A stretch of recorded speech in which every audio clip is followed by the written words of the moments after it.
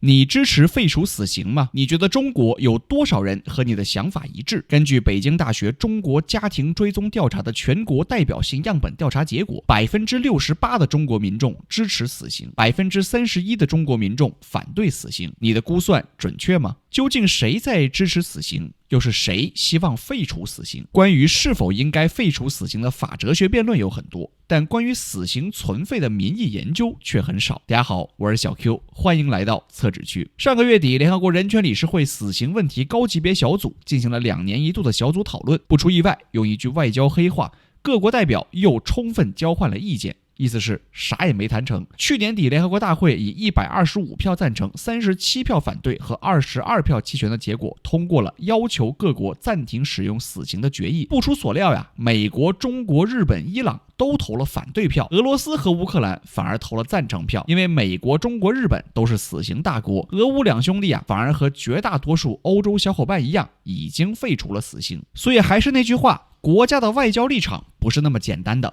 在不同问题上有不同的小伙伴很正常。2007年的时候，中国驻联合国参赞拉一凡曾经说过，中国可能会减少死刑的规模，并最终废除死刑。说明中国可能并不认为最终废除死刑是一件坏事，只是说首先要考虑各国国情，不能搞一刀切；其次要尊重各国司法主权，不能在联合国强行推动废死。那什么是各国国情呢？很多学者认为民众的意见是非常关键的要素。中国大陆地区没有关于死刑问题长期且稳定的民意调查机制，比较早期的调查包括1995年中国社科院法学所的死刑问题调查，结果是有 95% 的人支持死刑，但这个调查只覆盖北京、云南和陕西的很少地区，不一定有足够的代表性。之后比较出名的调查呢，包括网易做的一次网络调查， 1.6 万名受访网民中，超过 83% 的人反对废除死刑。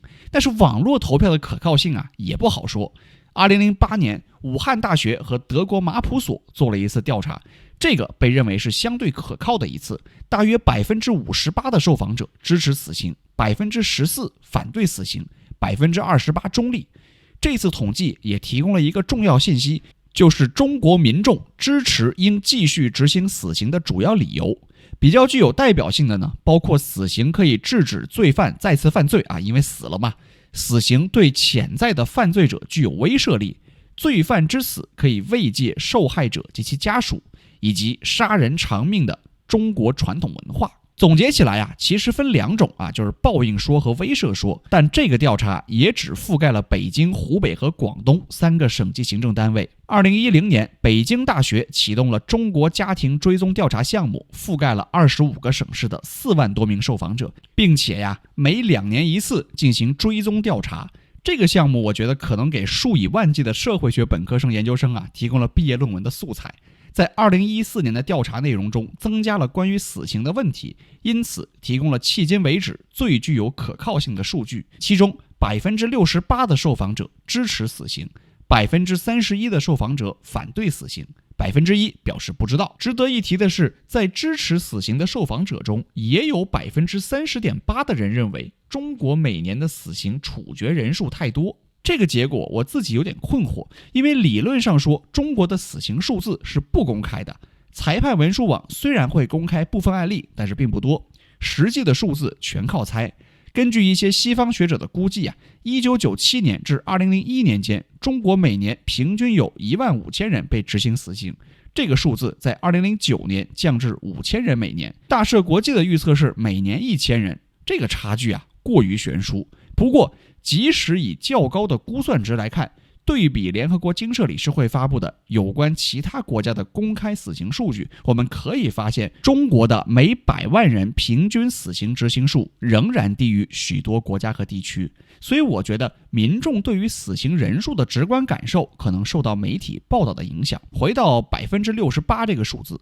这个数字高吗？2/3也不能说很高。根据盖洛普民意调查，美国2006年到2010年的死刑支持率也是这个水平，甚至中国台湾地区从1990年到2014年的死刑支持率也从未低于这个数字。2014年，中国台湾地区的死刑支持率接近90%，日本的死刑支持率也高于80%。所以，一个可能略有点反直觉的结论是，中国大陆地区民众对废除死刑的态度比很多国家和地区更温和，这与学术界曾经的认识是有差异的。还有一个反直觉的现象是，中国受访者的教育程度和支持死刑之间存在正相关，也就是说，受到的教育程度越高，越可能支持死刑。这和全球范围内几乎其他所有国家的情况相反，而且这个正相关异常清晰。小学或以下学历的人支持死刑的比例为 64.9%， 初中毕业生为 70.7%，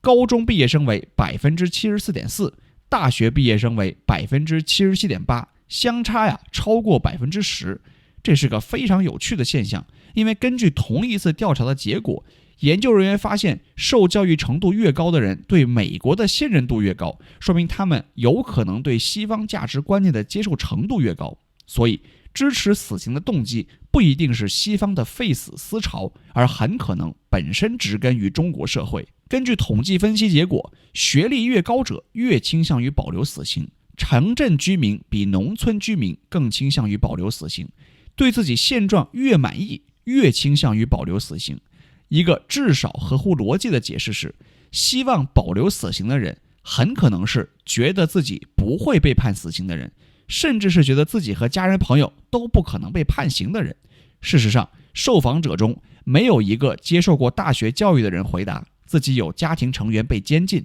这个结果反而与国际接轨了。因为很多美国学者的研究称受过更好教育的人较少同情罪犯，并且倾向于更激烈的惩罚态度。之前罗翔老师关于犯罪子女考公限制的讨论引发很大争议，我觉得也有这方面的因素。但是我还是要特别提醒一下，刚才说的是统计分析结论，你可能会说，我对现状很满意，但我也支持废死呀，或者我学历低，但我支持保留死刑啊。这个是个体现象，我们说的呢是一种统计上的概率。我们也看看其他国家的情况，约有170个国家已经在法律上或实践中废除、暂停或暂缓执行死刑长达10年以上，其中112个国家已经对所有罪行废除死刑。在有些国家，死刑仅适用于最严重的犯罪，比如故意杀人。在另一些国家，叛教、同性恋甚至是异性通奸也构成死刑罪名。当然，不是说废死的国家多就是对的，这只是对国外情况的介绍。那我们再来看看国内，通过多次司法改革，中国的死刑从犯罪种类、复核过程、执行方式等多个方面均有较大的变化，保留死刑、严格控制和少杀慎杀等理念成为主流。自2007年起，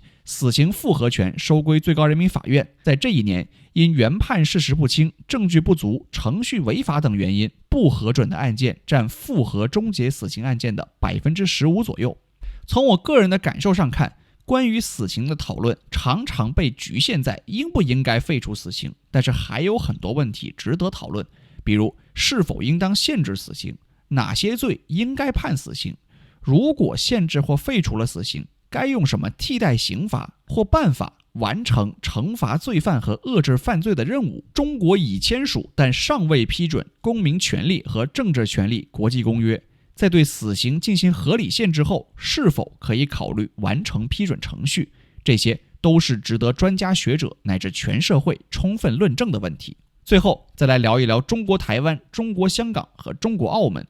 中国澳门已于1886年葡萄牙殖民时期正式废除死刑，是中国最早废除死刑的地区。香港则于1993年废除死刑，但当时民意强烈反对废死，有 80% 到 90% 的香港民众表态支持保留死刑，但后续未见更多民意调查结果。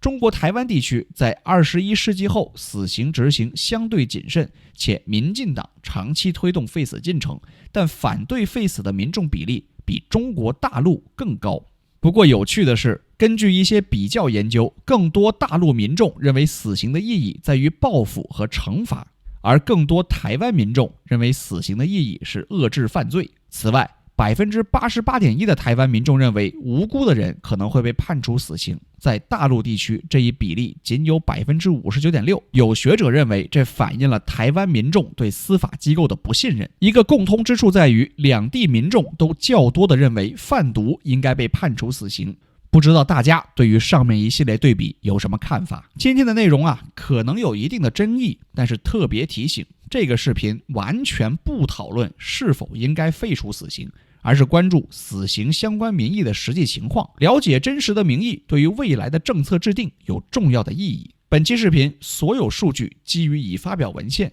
敬请参考。如有错漏之处，欢迎批评指正。我是小 Q，我们下期再见。